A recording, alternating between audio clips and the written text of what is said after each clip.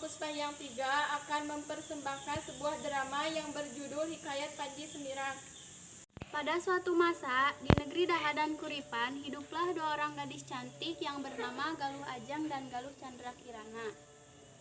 Di suatu hari, Raden Inukertapati bertunangan dengan Galuh Candrakirana di depan hadapan para permai dan majelis. Galuh Candrakirana, pada hari ini kita akan bertukar cincin tanda pertunangan. Apakah engkau menerimaku sebagai calon pendampingmu? Ya, wahai Raden Inukertapati, aku mau menerimamu sebagai calon pendampingku dengan bermula dari pertukaran cincin tanda pertunangan ini.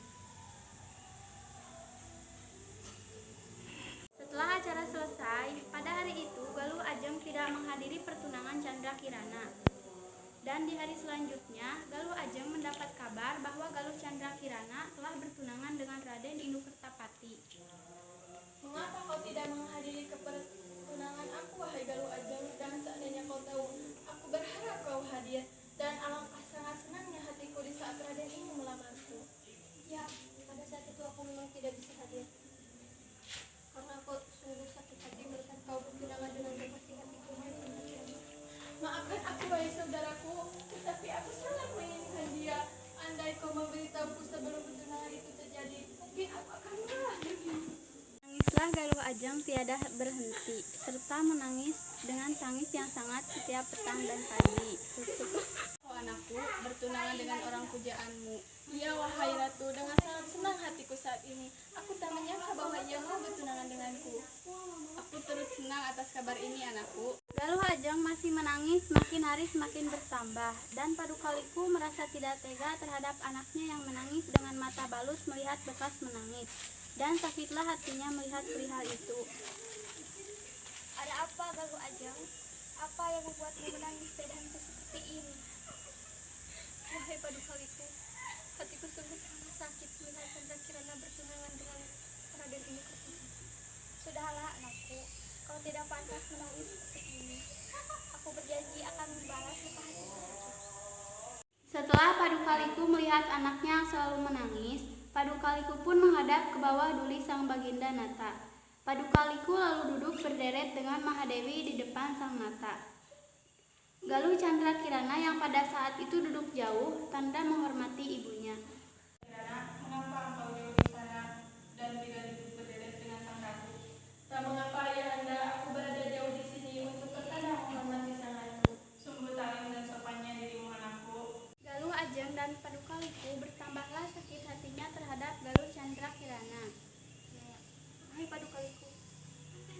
Gedena. Apa aku berbalas manusia itu dengan rela? Bantulah aku, Ibu. Ini sungguh tak adil bagiku. Ada satu hal yang akan kuperbuat kepada Candrakirana dan sang ratu. Tapi apakah semua itu akan berjalan dengan lancar? Apa itu, Ibu? Tak ada yang tak bisa sebelum kita mencobanya. Setelah masing-masing mereka dengan diiringi oleh dayang-dayangnya. Setelah semua telah kembali, Padukaliku pun melancarkan rencananya dengan membuat tapai dibubuhi racun. Persembahan Padukaliku. Yang tiada dengan sepertinya yang diiringi dengan sembah subuh. Padukaliku dan Galuh Ajeng bersuka hati teramat sangat ketika melihat persembahan tapai itu disajikan di majelis dan permai itu. Jikalau Candrakirana juga memakan makanan itu, aku akan jadikan anakku tunangan Raden Inukertapati. Dan aku akan menduduki negeri Daha dan Kuripan itu. Dan tiada pada hari itu pun mereka semua akan mati. Setelah melancarkan niat itu dan mereka berhasil untuk melumpuhkan Candrakirana dan Permaisuri dari negeri Daha dan Kuripan ini, seluruh penduduk negeri itu pun turut berduka dengan meninggalnya Permaisuri dan Candrakirana. Dan negeri ini akan diduduki oleh Padukaliku dan anaknya Galuh Ajeng. Hahaha, sungguh senangnya hatiku, wahai anakku. Akhirnya kita dapat menguasai negeri ini sekarang dan seterusnya.